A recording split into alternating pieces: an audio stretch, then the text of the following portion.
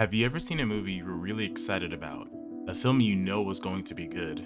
You watch it, and the film wasn't just a good film, it seemed like it was made just for you. It hits on the things that have been lingering around in your mind, that you push back, or it touches on a topic that you needed to be touched upon. And after the movie's over, you leave the theater feeling changed. You walk back to your car thinking, wow, how did this film give me the answer to a question I've been searching for my whole life? Film fans, today I'd like to talk about everything everywhere all at once.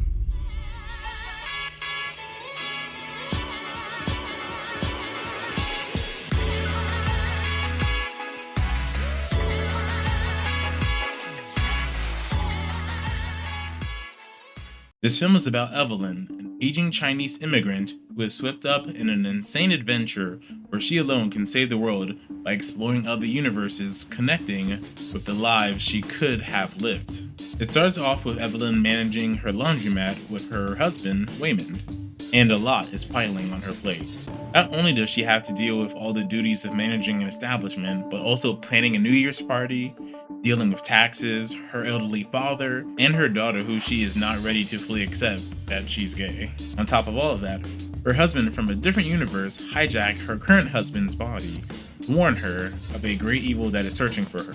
This kickstarts the movie where they have to avoid Jobu Tupaki and her minions while Evelyn learns how to properly connect to her other selves and fight Jobu Tupaki, save the multiverse. Maybe our only chance of stopping it. Don't make me fight you. I am really good.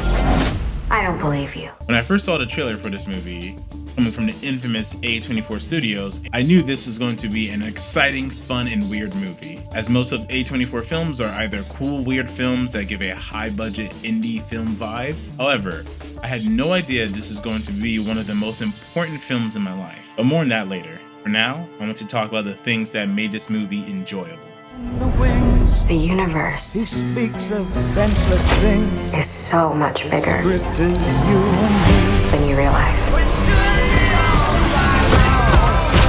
So EEAAO, oh, what a long acronym, was released on March 25th, 2022. And the other multiverse movie, Multiverse of Boredness, released May 6th, 2022. Which makes me feel like filmmakers were getting people ready with the idea of multiverse, with everything everywhere, to prepare everyone for a multiverse of morbiness. It's morbid time. But it should have been the other way around because Everything Everywhere was undeniably the better multiverse movie. You would imagine Doctor Stranger Things, with all the CGI budget, would be able to fight between multiple dimensions, but we only get one scene where that they travel between multiple dimensions, and for the rest of the film, it's only two dimensions they fight between. In Everything Everywhere, you can argue they only really fight in one dimension, but as the audience, you get to travel to a multitude of dimensions and see every version of each character in those different dimensions.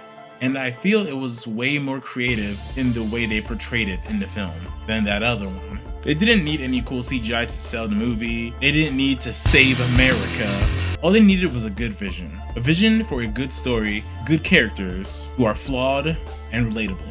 There was a lot of practical effects, which are cool effects made without any computer generation, which brings an element of realism to the film. And throughout all the chaos and verse jumping, the story makes sure to focus on the people and their stories. We learn about some of the regrets Evelyn had. We learn what she and her husband could have been if they never got married. We learn what she could drive her daughter to be. We learn what Ratatouille would have been if it was a raccoon instead of a rat. Now we're cooking.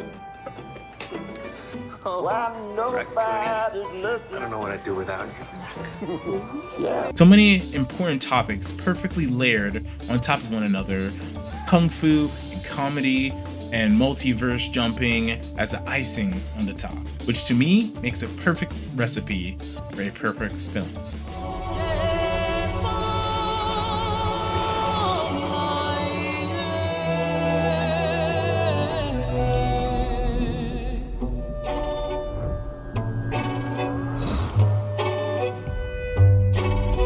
Now, think back to a time where you yourself had to meet an ever approaching deadline, or you scheduled way too many things to do in the same week, or you made promises you wish you didn't make, but feel obligated to follow through on.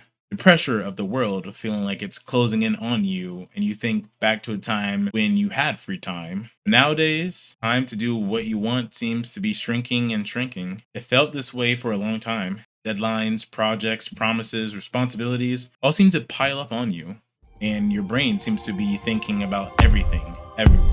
It's not a good feeling, and I've definitely been struggling with this for a long time and did my best to just live with it. Hell, I really want to make more YouTube videos like this, but with my job and family and friends and relationships, it's really kind of hard to do what you want when you have everything else to worry about.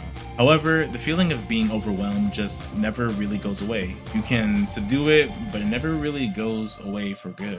An important scene in Everything Everywhere is when Evelyn is sick and tired of being overwhelmed, decides to just say it, and that none of it matters. She stops trying to make things work, she gives in to the dark side of her mind. She tells her husband she wants a divorce, gets her business shut down, ruins her New Year's party, and gets Rakakuni taken away.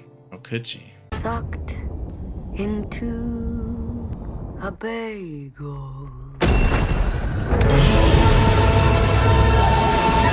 Even after all that, her husband stops the IRS from shutting down the business. He helps her. He wonders why, and then realizes it. The one thing that transcends time and space, although it's cliche to say, but love.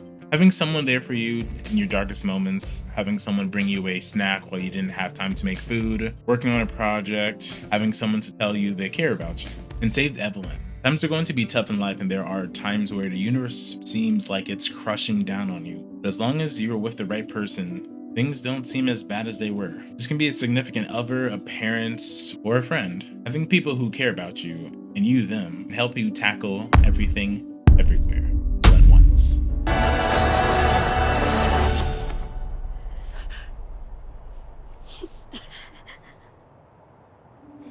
This is one of those films you get once every few years that is goofy, has action, but also touches your soul and makes you look at the people in your lives a little different. That's why I recommend this film to everyone, everywhere. Thank you so much for watching. This came straight from the heart.